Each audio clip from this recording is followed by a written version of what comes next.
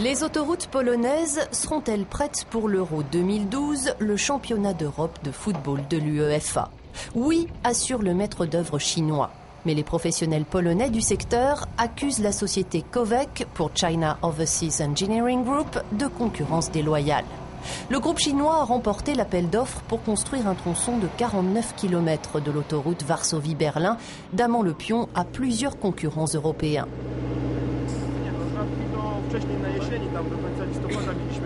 Covec ne nous a pas délivré de permis de tournage. Pour avoir accès au chantier, nous avons suivi une équipe de l'administration polonaise en charge des autoroutes. La plus grande surprise a été leur prix d'offre, bien sûr. Nous, la direction du réseau routier polonais, avions calculé grossièrement les prix auxquels nous devions nous attendre. Mais les Chinois ont soumis une offre bien inférieure.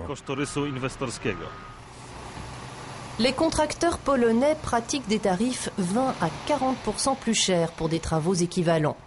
Le lobby polonais des constructeurs, soutenu par la Confédération européenne du secteur, souligne que Covec peut se permettre de casser les prix parce qu'il est subventionné par le gouvernement chinois.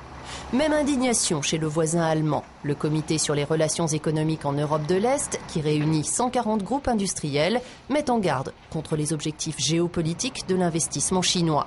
Il accuse Pékin de casser les prix et de mener une stratégie de financement agressive. La Chambre polonaise des constructeurs routiers a, elle, écrit à Bruxelles. Nous avons demandé à la Commission européenne de réagir. L'Europe est capable d'introduire des taxes anti-dumping sur les bananes ou les chaussures. En matière de services aussi, l'Europe devrait se protéger en introduisant des taxes. Pourquoi pas ? En réponse, la Commission européenne s'est simplement engagée à surveiller de près l'attribution de marchés publics en Europe.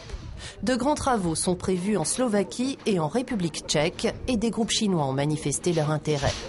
Le réseau routier polonais a grand besoin de faire peau neuve. Varsovie compte ouvrir 1800 km d'autoroute d'ici l'Euro 2012, mais d'après les experts, certains tronçons ne seront achevés qu'en 2015. L'ingénieur chinois Sun Hong est persuadé qu'il remplira sa part du marché. Le chantier progresse comme prévu. Si on continue comme ça, nous aurons tout fini à temps d'ici fin mai 2012. Nous faisons une promesse aux fans de football. Ils pourront emprunter cette autoroute pour l'ouverture du championnat.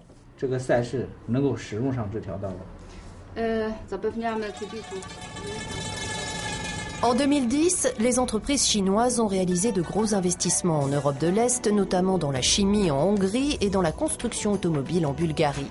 Pour les Chinois, l'Europe de l'Est est une plateforme d'assemblage idéale pour les produits destinés au marché d'Europe occidentale.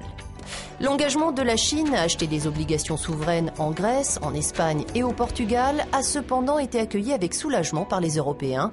La Hongrie, mais aussi l'Italie et la Belgique pourraient aussi, un jour, en bénéficier.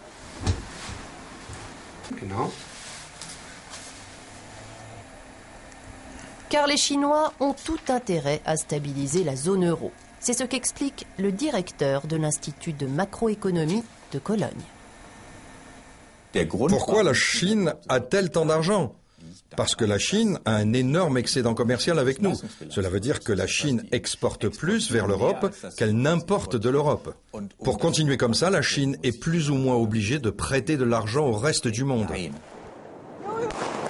Des feux d'artifice pour saluer le dieu de la prospérité. Les Chinois viennent de célébrer l'entrée dans l'année du lapin. Parmi eux, Kiki, lycéenne à Bedburg, une petite ville d'Allemagne. Elle nous explique ce qui va changer avec l'année du lapin. Nous avons vu l'impact du tigre en 2010 avec tous les problèmes financiers. Le tigre est un animal intrépide et très dominant. Et l'année dernière a été une année riche en aventures.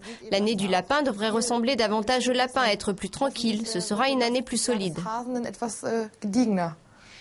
Pour convaincre la multinationale chinoise Sany d'investir 100 millions d'euros à Bedburg, la mairie a payé un aller-retour en Chine au père de Kiki. Et contre toute attente, ce fut un pari réussi. Une fois en Chine, j'ai activé mes anciens contacts et ils m'ont arrangé un déjeuner avec le président de Sany. La décision d'investir à Bedburg a été prise pendant le repas. Pour Bedburg, c'est un gros coup. Sany va installer une usine de production d'engins de chantier. 600 emplois vont être créés.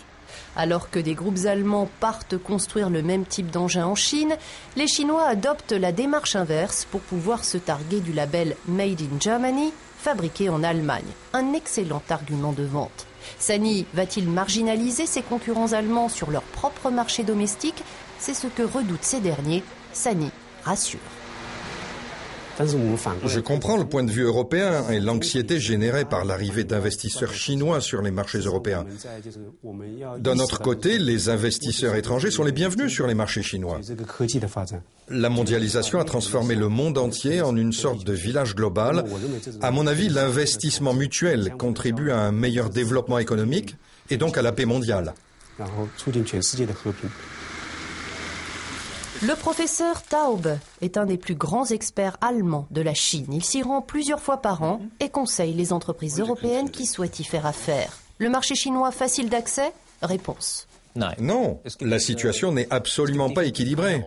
Les sociétés chinoises peuvent investir dans un large éventail de secteurs en Europe en profitant de tous les avantages d'une économie de marché libre et ouverte, tandis que les entreprises européennes qui investissent en Chine sont soumises à d'importantes restrictions et régulations. L'Europe permet aux Chinois d'accéder facilement à la haute technologie. Autrefois, Bedburg vivait du commerce du coton, du sucre, puis du charbon. Les mines ont fermé. La petite ville a aujourd'hui une dette de plusieurs millions d'euros. Son maire se devait de trouver une solution. Grâce à la création d'emplois sur le site de SANY, la municipalité de Bedburg verse moins d'allocations. Grâce à cet investissement, plus de citoyens vont payer l'impôt sur le revenu. Et si l'entreprise atteint ses objectifs de chiffre d'affaires, les taxes sur son activité vont aussi augmenter. C'est bon pour notre ville. La déferlante chinoise concerne toute l'Europe. Au sud, avec l'exploitation du port du Pirée en Grèce, l'attribution de la concession au groupe chinois Cosco a provoqué un tollé. Au nord, avec le rachat de la marque suédoise Volvo par le chinois Geely pour 1,3 milliard d'euros. Acheter des marques internationalement bien établies ou imposer des marques chinoises sur les marchés internationaux, c'est là toute la stratégie. Dans ce cadre, les investissements chinois en Europe ont littéralement explosé ces dernières années. Le gouvernement chinois a débloqué des millions d'euros pour soutenir les stratégies d'internationalisation des entreprises du pays. Les Chinois ont très bien passé la crise et ils sont presque les seuls candidats à l'acquisition de groupes européens. Sans compter l'investissement à plus petite échelle, Qian célèbre le Nouvel An chinois dans un restaurant de Düsseldorf. Arrivée en Allemagne il y a 9 ans, elle a fait des études de commerce et va lancer sa propre affaire. Elle veut exporter des amortisseurs Made in Germany vers la Chine. Elle mise sur l'année du lapin. Le lapin est très rapide et très actif pendant la nuit. Résultat, il a une grande famille et prolifère rapidement. C'est pourquoi je crois que l'année qui vient sera une bonne année pour les Chinois qui veulent réussir en affaires. Il y aura une augmentation des richesses et de bons accords commerciaux. Reichtum und Geschäften.